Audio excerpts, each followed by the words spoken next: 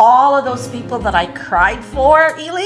Yeah. I'm like, why, now that I'm so much older and now that I'm here, I'm like, why did I even waste my time and energy?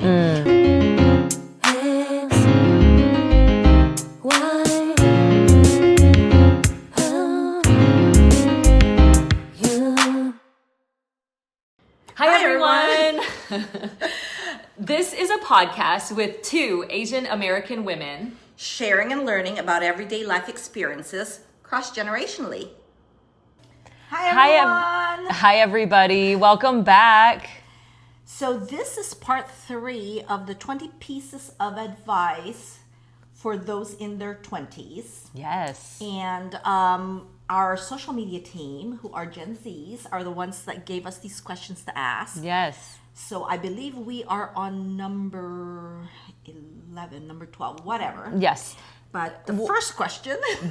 It'll be technically 10 because we just wrapped up 9. But this has been fun, by the way, because it's interesting what the questions are from Gen Zs to ask X and Y. X and Y. So it's and my answer is so different from Elly's. Yes. Only because of the generation. Right. And maybe some of them are similar, but I'm going to pay attention to that. Okay, let's get started. Question number 10. How did you deal with toxic relationships, both platonic and romantic, that were draining you? So I'm going to go the romantic route. Okay. Because it just popped out in my mind. Cry. Oh. I'm just really trying. I cry. I cried it out. I was unhealthy. I did everything that, everything. The normal, supposedly normal, whatever norm is now. But I went through all of that. The whole not eating, the crying, the woe is me. And so my advice now, because all of those people that I cried for, Elly, I'm like, why, now that I'm so much older and now that I'm here, I'm like, why did I even waste my time and energy? Why did I do all of those stupid things? Yeah. When they don't even really matter in my life now. Right. However, so my piece of advice or my answer to that is, yes, if you have to cry, if you have to cleanse, do the process of cleansing that person out of your system. Do it, but do it in a healthy way, because no matter how much you think that it's the end of the world, it really is not the end of the world. Yeah. At the very most, that person is a learning experience. Yeah. They are a learning experience for you, because you now know that particular hardship or that particular lesson, and it makes you stronger for the next one. Yeah, no, that's great. I love that. Okay, how do I deal with toxic relationships, platonic and romantic? So it's interesting. I see them, to me, they were different. The romantic, to lean into what you just mentioned, I may have been in a toxic relationship, but I realized that the common denominator, it had to be me reflecting back on myself and realizing that I was attracting the types of people in my life at that point. So I had to really do some self-reflecting and think, wait, the common denominator is me. And so I had to do a lot of work behind the scenes, work on my self-care, work on my mental health. And so that piece was the romantic side. And then for platonic friendships, if it's draining me, there's a quote that my husband and I really like. It's, anything that costs you your peace is too expensive. Anything that costs you your peace is too expensive. And so we really try to surround ourselves with people who are supportive, are loving, are optimistic, have our best interests. Of course, maybe if there are friends who are draining, we might spend a little less time with them. We might just kind of distance a little bit, not that we need to shut them off completely or like stop talking to them completely, but we might just kind of distance ourselves a little bit more from that, because it can be draining, right? If you've met people who maybe all they talk about is negative things, or whatever the case is, we really try to kind of put a little space in between. Yeah, I agree. Okay, moving on to question 11. How did you grow out of the everyone is judging me mindset? Do you still struggle with it now? How did I grow? Everyone is judging me. I think that, I think it's kind of hard when you're younger. Again, I'm Gen X, which tells you kind of how old I am now.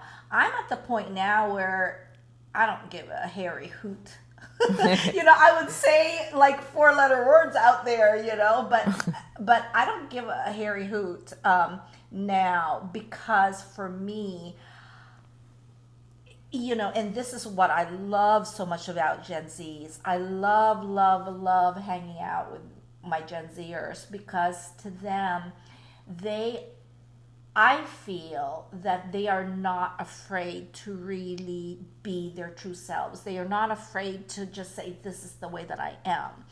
Meanwhile, in my generation, it's all about, the right way to do things, what you can't and cannot say, what and so I just don't care now. Okay. I'm at the point where like I'm down the hill and on the way on the way out. So like, to me, I feel like I have to express myself, because whatever it is that, now I'm not saying that I don't have a filter. I'm not saying that.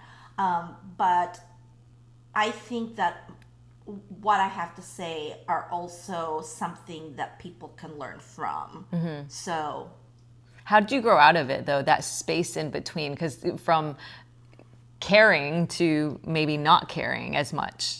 I think really just the adulting, the maturity, knowing that, okay, there are things that we can or cannot control anymore. And being able to really understand that there are just some things that it is what it is. Yeah. And so you either dwell on it or you move on. Mm-hmm. I mean, just as long as again, that filter, like there are proper ways and improper ways. And a lot of that is through experience and learning. Right. Okay, perfect. What about you? For me, I think growing up, like you said, it's harder when you're growing up.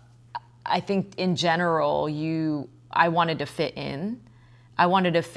So I thought, everybody's judging me. I need to fit in. I needed to wear what they are wearing. I needed to eat what they are eating. I need to do what they're doing. So I think there was always that mindset, I think, for most adolescents or kids growing up. And then as I got older, I think it was a mix of self-love, just kind of working on myself, really loving myself per se, and embracing. I think as we get older, we embrace actually us being different is beautiful, versus we need to fit into the norm and when we're kids. Yeah, because when you're younger, you're trying to establish community. You're trying to fit in. You're trying to like feel like I'm not the only one. Yep. But then as you grow older, right, you've already been a part of all these communities, and you've already kind of learned who is on your side, who's not on your side, who is there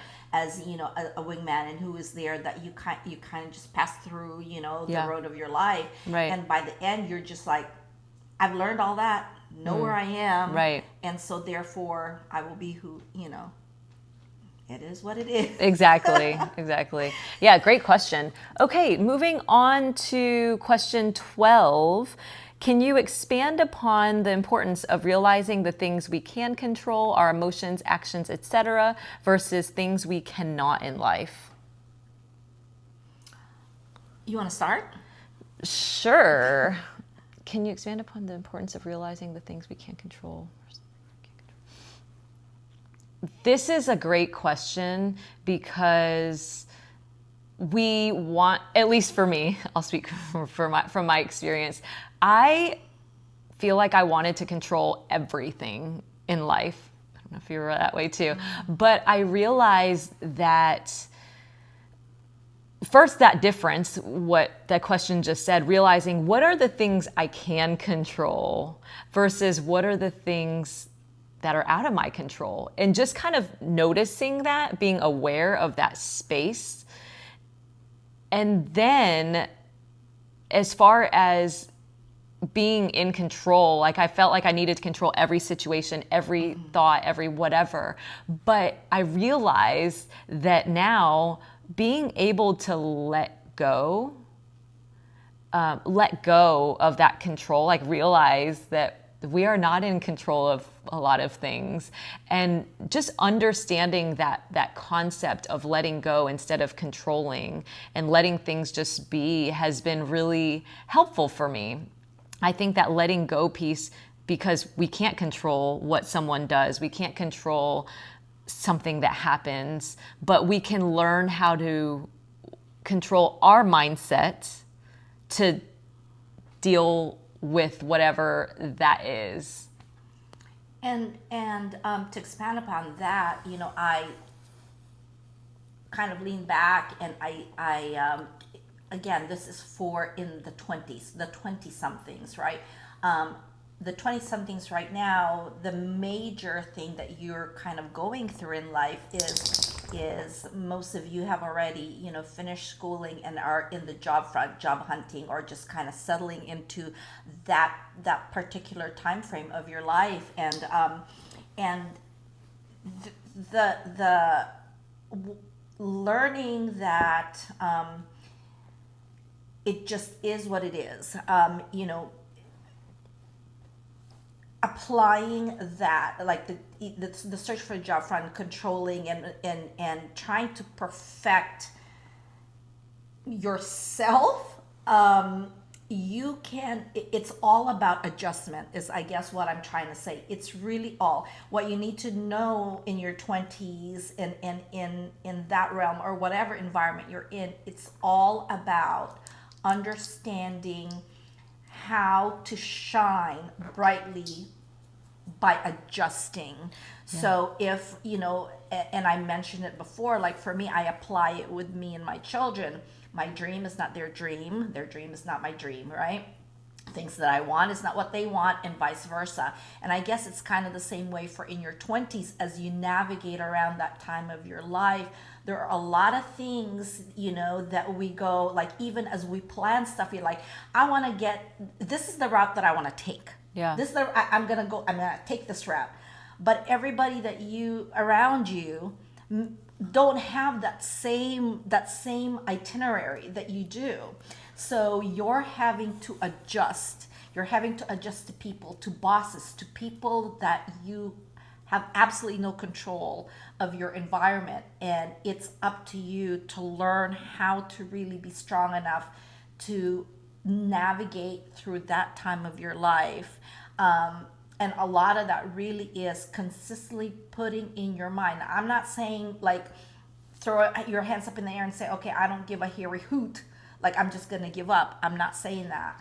What I'm saying is find healthy and really productive ways of shining by yourself, shining through adjustment. This is the adjustment part of your life where you have to learn how to adjust. Yeah. And that's going to take you through to the next part where it's settling in and family, really, right? The first part of life is schooling. The second part is the job part. The third part is the family. Like it kind of just goes in those waves. And now, you just need to learn how to navigate through the adjustment piece. Yes. Yeah. No, I think you brought up something, when you're talking about the adjustment and navigating piece, the controlling, I think about the interview, like you said, the time of space that maybe many people in their 20s are maybe getting a job or maybe looking for a new job, who knows? And if you interview and maybe don't get that job, right? That can be really hard for people. I know for me, when I was going in my 20s, going through that, it was crushing. Yep. But then looking back, like, it's You're not like, that big of well, a I'm deal. glad I didn't work for that company Right. anyways. You know what I'm saying? Exactly. But it's definitely a, you know, from that interview, oh, okay, well, I did that, so I'm not going to do that for this next interview. Exactly. Or you know, that might have been the missing piece that I did not quite, you know, elaborate on or touch upon on. So let me do that for the next interview. Yeah. Or, and to add to that, or I did my best, like you said, and I literally did my best, and that's all I can do, right? And I love the fact, sometimes we think, okay, what can I do better? There's always something to do better, but sometimes you're like, I literally tried my very, very best, so I couldn't have done any better, and that's how it's gonna go, right? Yep. But learning from those experiences each time, whether it's something we could work on ourselves, or maybe it just wasn't the right fit. Yeah. Okay, moving on to 13. How did you protect your boundaries and prioritize yourself while working, meeting new people, etc.? Oh, that's kind of hard because, you know, it's so natural for us to fit in. It's such a humanistic, you know, it's sociology. It's like, it's, you know, I want to fit in. Who doesn't want to fit in? Who doesn't want to be liked? I mean, so in your 20s, gosh, I don't know. Let me think about that. You answered this. Okay. Can you, I don't know how to. That's okay. How did you protect your boundaries and prioritize yourself, working, meeting new people, etc.? I kind of take this as balance. To me, balance sticks out from this question. I think when I was in my 20s, I thought about, what does everybody else want versus what do I want? So I was always, let's say, people pleasing per se. Right. And as I got older, I think I realized, so I think if you're in your 20s now, being able to say, well, what's important to me? First taking some time to reflect, what's important to me, right? Is family important? Is career or relationship, whatever that is, kind of understanding what's important to you. And for me, I realized that this is something we talk about in coaching too, kind of seeing all the areas of our lives and just being able to say, well, where am I at these areas and where do I want to be? And being able to understand that, okay, I'm giving 200% to whatever space that is, and realizing, oh, the physical health is struggling a little bit, or like I'm not working out as much, or whatever. Just kind of looking to see, well, what's important to me? Let's say there's 3 or 4 areas that are important to you. Where am I at in these? And realizing that, hey, maybe I can tweak this or tweak that. But also, so along with that, being able to, boundaries is really important. This was part of the question. How do you protect your boundaries? Learning to say no to things that don't serve. Sometimes they serve, but don't serve who you are. That might not are not in alignment to you. Because I realized that I was doing everything in college. I would hang out with anybody. If they were walking, they were my friends. And what I realized is that if a relationship is draining you, like we were just talking about, being able to say, well, I'm okay. Thank you for inviting me, but I have plans, or whatever that is, to protect our boundaries, because learning to say no is so hard. But when we say no to something that doesn't align to us, then we say yes to ourselves.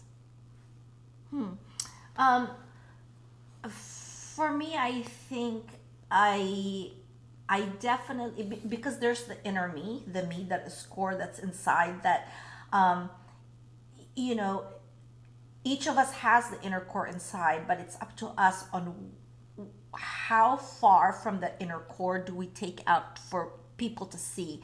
And I think that in my 20s, or for the 20-year-olds out there, it was very important for me, and I think it was you too because you joined sorority. For me, it was organizations, fitting in and going to, because we want to fit in, right?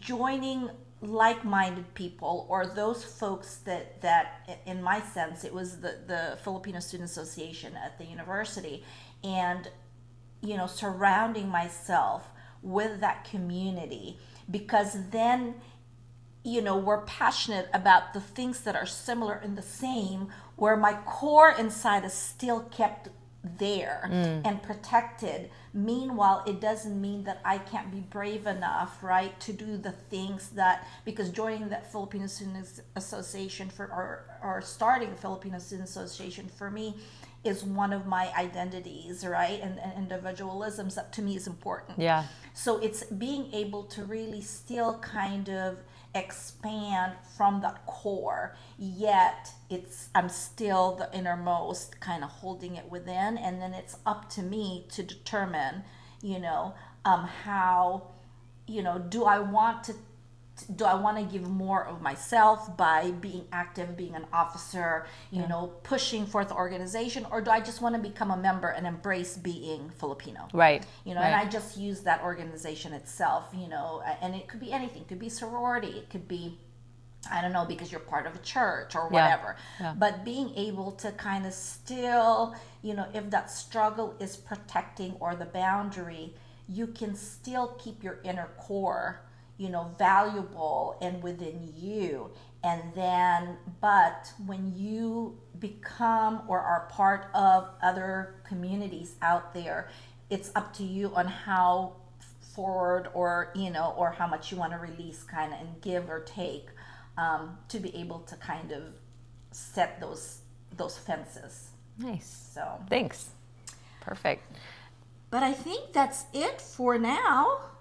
Yeah. Wait, I think we have one more. Oh, do we have one more? Yeah. Okay, we have one 14. more. Do you still experience the fear of getting older? Does it ever you've talked about this before, become less intimidating? I would love to hear your perspective first on this. I'll read it again. Do you still experience the fear of getting older? Does it ever become less intimidating? No, if anything, yes, I'm consistently worried, consistently, for everything. I am embracing my gray hair.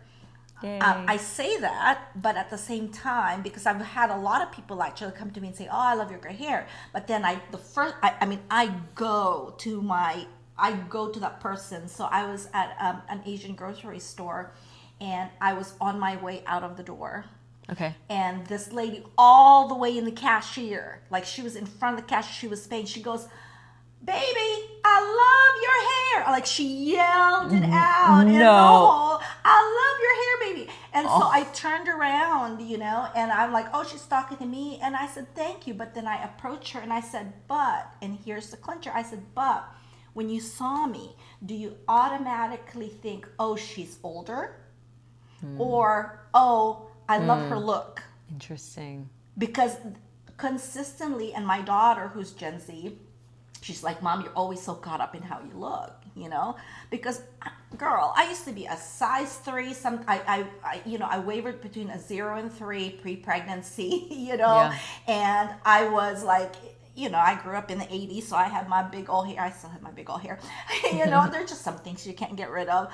But to me, I feel as if you're so used to, you can buy clothing without knowing your size, but when you hit that magic number, all of a sudden there's nothing the same, both physically, both the way that you look, and then the time is running out. I'm consistently obsessed about time is running out for me. Time is running out, and I need to live it to the fullest. I need to see out there, am I still being embraced? you know, now that I'm older, now that I have gray hair, now that, I mean, is there still interest? I love it when people say, you know, like, I got hit on, Elly. Oh my goodness. Where? I What got hit happened? on. I went to a wedding and I'm sitting there, well, not sitting there, but I'm standing there waiting for my valet for my car. And this guy comes in and I'm in Miami Beach, right? And I'm all decked out because I'm going to the wedding. And this guy comes in and he goes, "You look great." And so, but I was waiting by the valet, so he was kind of coming up to go up the stairs. And so I kind of just nodded in acknowledgement, like, thank you, because I love giving out compliments Yeah. too. But then he came right up to me and said, "No, I mean, you look really beautiful." And then I smiled because I didn't want, but at the same time, I didn't want to like, Right, right. like tell him that I'm interested. Yeah. So I just said, "Thank you so very much." But then I kind of, turned. Yeah. But to me, just having that piece of acknowledgement Yeah. of saying, "Oh my gosh, that I'm still attractive to someone." Yeah. Oh, that's neat. You got hit on. Yeah. That's great. I love it. Okay. What about you? Do you experience a fear of getting older? It sounds like it's been more prevalent now for you, which is interesting. Because It's I'm gotten, older. yeah. But I think for you, I can't see you. I think you're living your life right now. This is how I see you, The interesting thing is with, let's call it death, right? We all have to get there. It's always been on my mind. It sounds weird. It sounds really weird. Yeah, when I was 12, something kind of pretty traumatic happened where I thought someone was going to die. And that just, at 12 years old, I had this sense of I need to spend as much time with people and do the things, spend as much time with family before it's too late. Yes. So it's weird, I've always had that sense, and that was from from when I was 12 years old. But I think now in my 40s, in my 4D, I guess, 40s, I think about the getting older piece, and most people's life expectancy is 78. In America, it's 78, it's 80s. Someone just said to me the other day, you typically only have 75 trips around the sun or something, or 75 summers, I think they actually put it, but I see it as like 75 trips around the sun. And so thinking about that makes you really reflect on, well, what is important? Because I'm halfway. They say over the hill is 50. I think it's more typically it's in the 40s, right? Over the hill, because anyway, so if 80s is our life expectancy, 78, 80, then I really think about, well, what's important to me? And does it diminish as you get older? I think you just I become more aware of it. And I see my friends I have many friends who are older than me, in Gen-X and older, and I love being able to see that perspective, to learn from them. Mm-hmm. They're going through aches, pains right now. They're like, what hurts the least that I can move first when they get out of bed? Right. And so it's fascinating to see the difference between the generations and learn from that, right? Learn, like, what are they doing? What can I do now to help, whether it's eating healthy, working out, or doing things to protect or help the next 10, 20, 30 years go well. Yeah, I agree. And I'm going to, touch base on that.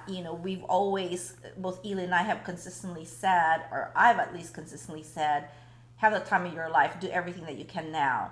But realistically, if family at all is in any place of importance or priority in your life, know that you're getting old, but then so is that family member. And for us, we're trying to live our life, but even traveling is going to a certain place. Is it even navigable? Like, do I have the physical ability? Yes.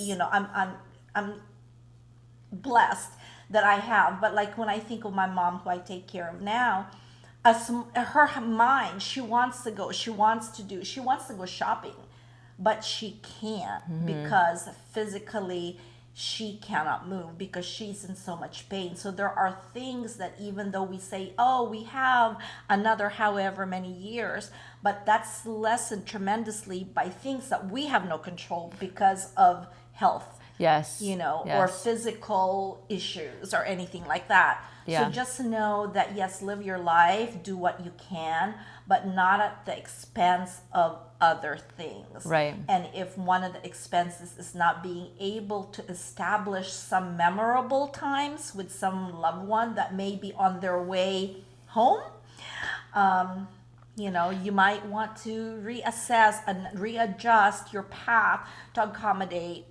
And I'm not saying give up everything else. Yeah. But how do you include them in a way that you won't regret later? You're so right. And thank you for bringing that up because that's important. In my 20s, I thought about it, but it wasn't as much, right? I thought about me. We always think they're going to be there. Exactly. We always think, oh, mom and dad are always going to be there. Yes. Grandma, grandfather, they're always going to be there because they've always been there. You're so right. And thank you for bringing that up because it's so true what Ellen is saying. And I heard something recently that just hit me to the core. What did it say? It said, okay, if you see your parents let's say once or twice a year, you don't see them for, let's say 10 years, for a 10-year period of time, you see them 10 times, 20 times. And when they get older, like the older they get, the less time they have too, right? Yeah. So it's not like, oh, I've seen them for 10 years, but if I've only visited twice a year, then it's really, you only have those 2 times. And let's say they have 10 years till they're 80. They'll say they're 70 and they have 10 years. That's 20 times. That's 20 times. Yeah. So it's important for us to rethink and say, like you said, reflect and say, can I spend more time with family? I make it a priority for me personally to see family at least once every 2 weeks, just because it's a good balance and it's part of my routines really. And so do you have any routines or do you have any thoughts or how does that work? And if you don't have any, could you create some, like maybe once a month or maybe once every 2 months or whatever that is for you, but just knowing, like you said, something that you will not regret in the future. And keep in mind that, and because again, I'm on my way home, right? I'm a Gen X. No, you still have a lot of time. Keep in mind that it's not visually is fantastic. We have, nowadays it's so great having the Zoom calls, having the iPhone, FaceTime and all of that stuff. But the calls, anything where you connect with them heart to heart, where I can hear your voice or, and it doesn't ever have to be all the time happy times. Because if you can include me, and I'm saying this to my children, if you can include me even in the tough times and, the fact that, they still think of me enough or appreciate me enough or love me enough that I can go to them at any time and still have that connection. That would be great. That's great. No, you're right. Just a phone call makes a big difference. Even if you're miles away from someone and you can't see them, calling about a situation, like you said, or just calling, how are you doing? Or even a fit. My son is like, Mom, look at my fit. Do I look good today? And it makes me smile. That, that little 10-second call where, hey, Mom, here's my fit today, just makes my day. That's awesome. It's the little things that make the biggest difference to our parents or our elders. So thank you. That was fun. Again. All right. We will see you on this. We are almost done. I know it's been it'll be part 4 next time. I promise. The last 5 questions. Yes. Don't forget to please be a part of our podcast family. Please click like, subscribe. We have this YouTube channel, Spotify, Instagram, TikTok. And please comment. We love to hear interaction and engagement. Yes, please share. Thank you so y'all much. soon. Bye, everybody. Bye-bye.